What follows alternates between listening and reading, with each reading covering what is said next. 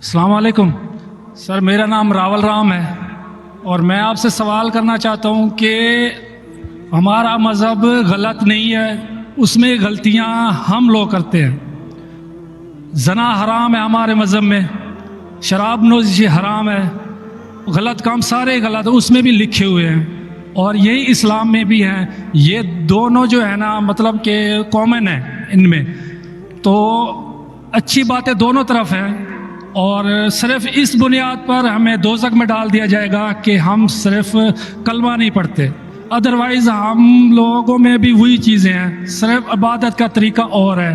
भाई साहब, आपका नाम क्या है? रावल राम। रावल राम जी जी रावल राम ने एक अच्छा सवाल पूछा।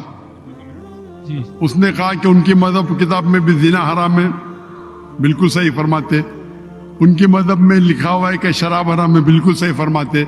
आपने अगर मेरी तकरीर सुने हिंदुइज्म और इस्लाम में यकसानियत, आपने सुने वो तकरीर को?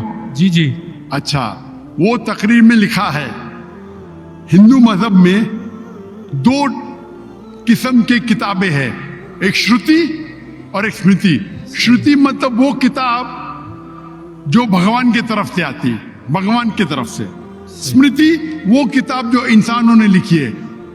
श्रुति में आता है वेद एंड उपनिषद, स्मृति में आता है महाभारत, रामायण, भगवत गीता, मनुस्मृति एटसेट्रा। आप अगर पढ़ेंगे आपके छंदोग्य उपनिषद जो श्रुति है, छंदोग्य उपनिषद चैप्टर नंबर 6 सेक्शन नंबर 2 श्लोक नंबर 1, नाकस्य कसिज, भगवान एक ही है, दूसरा नहीं है। बिल्कुल सही, भगवान एक है, दूसरा नहीं है। बिल्कुल आपके किताब में लिखा है श्वेताश्वेतर उपनिषद चैप्टर नंबर 6 श्लोक नंबर 9, नाकस्य कसिच जनिता न पदीपा, नाकस्य कसिच जनिता न चदीपा। मतलब उस भगवान के कोई वालिदैन नहीं है, ना माँ है ना बाप है ना बच्चे है।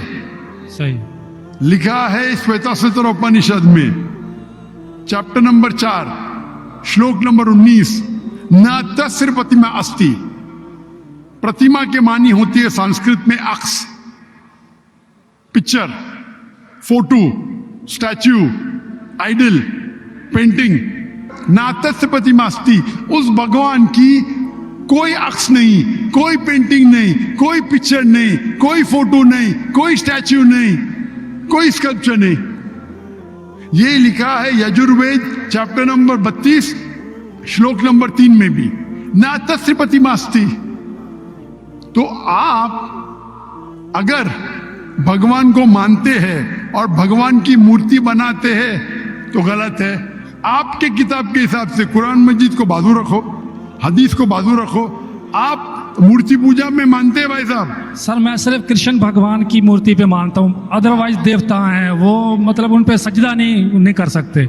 अच्छा। सिर्फ कृष्ण भगवान को सजदा कर सकते, उसकी मूर्ति भी जायज़ है।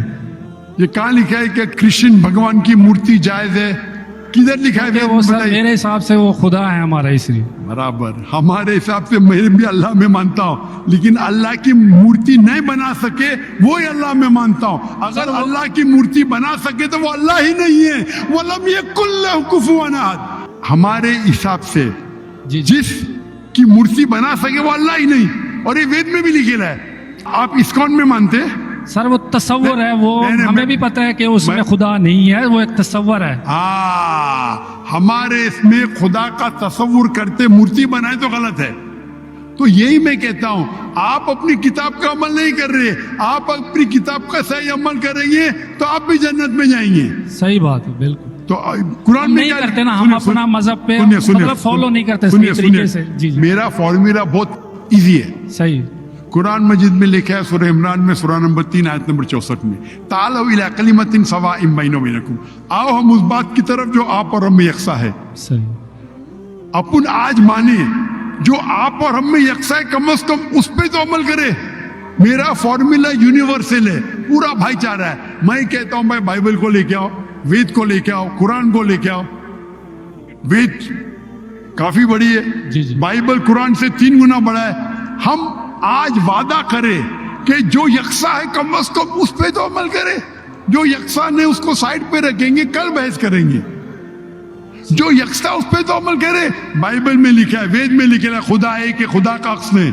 अगर आप खुदा का अक्स बनाते तो आप वेद के खिलाफ जाते। सिर्फ कृष्ण का बनाओ तो भी गलत है। सर वो भगवत गीता में लिखा है इसलिए। आप भगवत गीता स्मृति है, भगवत गीता महाभारत का हिस्सा है, सही क्या नहीं? सही। तो महाभारत एक स्मृति है, स्मृति श्रुति के खिलाफ नहीं जा सकती है।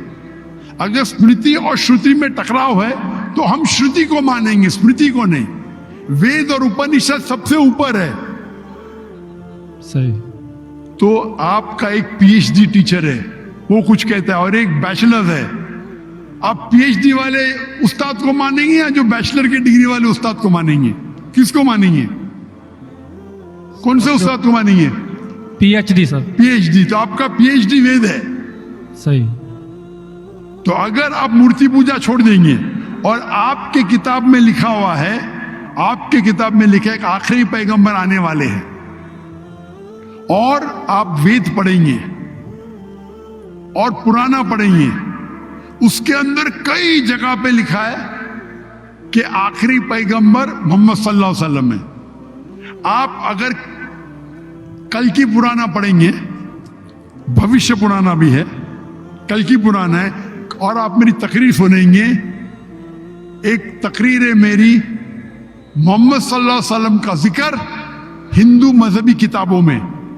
वक्त की किल्लत होने की वजह से सिर्फ मैं छोटी पॉइंट कहूंगा। आप अगर कल की पुराना पढ़ेंगे, चैप्टर नंबर 2, श्लोक नंबर 5, 7, 11, 15, 17, उसमें लिखा है क्या? एक अवतार आएंगे, आखिरी अवतार आएंगे, जिसके वालिद का नाम है विष्णु यास। विष्णु मतलब भगवान, जी जी। यास मतलब उसका बंदा, उसका सर्वेंट। अरबी में तर्जुमा करेंगे तो अब्दुल्ला होता है। आखिरी पैगंबर आएंगे जिसका वालिद के नाम अब्दुल्ला है, उसके मां का नाम है सुमति। सुमति संस्कृत में मतलब अमन, शांति। अरबी में कहेंगे आमिना। मोहम्मद सल्लल्लाहु अलैहि वसल्लम के मां का नाम था आमिना। वो पैदा होंगे एक अमन शहर में, मक्का। उस शहर के ग्रोह के लीडर के कबीले में पैदा होंगे, कुरैश के कबीले में। उसके 4 करीब दोस्त होंगे। जिक्र हो रहा है खुलफा राशिदीन का। और मोहम्मद सल्लल्लाहु अलैहि वसल्लम का जिक्र तो बहुत लंबा है, 2 घंटे की तकरीर दे सकता हूं मैं। सही। तो अगर आप अपनी किताब में मानते, आपको मानना पड़ेगा कि आखिरी पैगंबर मोहम्मद सल्लल्लाहु अलैहि वसल्लम है। आप मानते कि आखिरी पैगंबर मोहम्मद सल्लल्लाहु अलैहि वसल्लम है?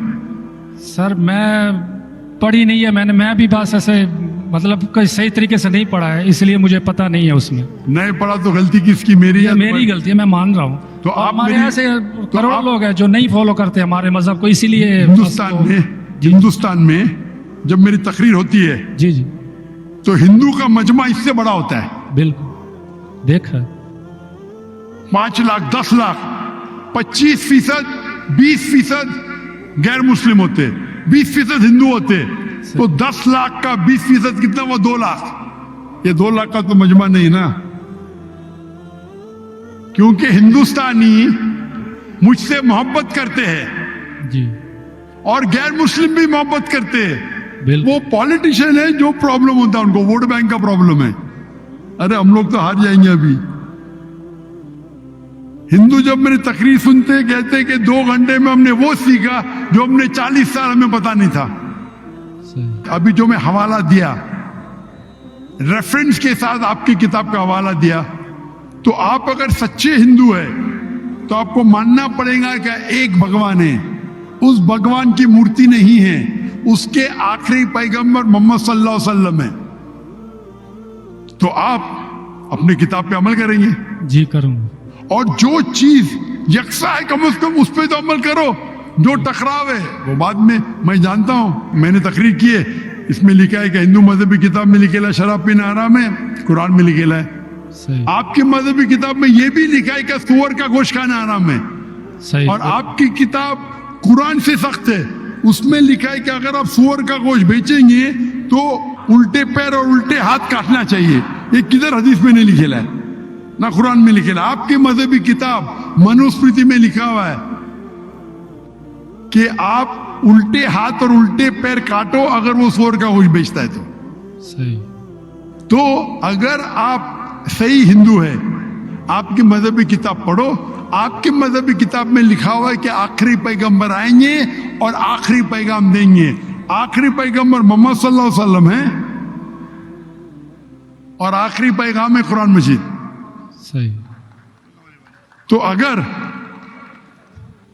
आप सच्चे हिंदू हैं तो आपको कुरान मजीद और मोहम्मद सल्लल्लाहु अलैहि वसल्लम की बात मानना पड़ेगा। आप देखेंगे हिंदुस्तान में हजारों की तादाद में हिंदू इस्लाम कबूल किए। अल्लाह हिदायत दिया, मेरे वजह से ने अल्लाह ने उन्हें हिदायत दिया कि मेरे तकरीर के बाद कई लोग, चाहे मजमे में चाहे घर पे, अल्लाह उन्हें हिदायत दे रहा है। मैं आपसे पूछना चाहता हूं, आप मानते हैं कि अल्लाह के आखिरी नबी मोहम्मद सल्लल्लाहु अलैहि वसल्लम है? सर मैंने अभी देखना है, जाकर पढ़नी है किताब, तो अगर उसमें है तो ठीक है, सही बात है। तो मेरी आपसे दरखास्त है कि आप मेरा वीडियो कैसेट जी हिंदुइज्म और इस्लाम में यकसानियत देखिए, जी। और उसको देखने के बाद अगर कोई सवाल है तो मुझसे पूछिए। अगर आपको यकीन आता है तो हक है, तो मैं आपको दावत देता हूं कि हक का पैगाम को एक्सेप्ट करो और इंशाअल्लाह ये आपके लिए राह नजात बनेंगी इंशाअल्लाह।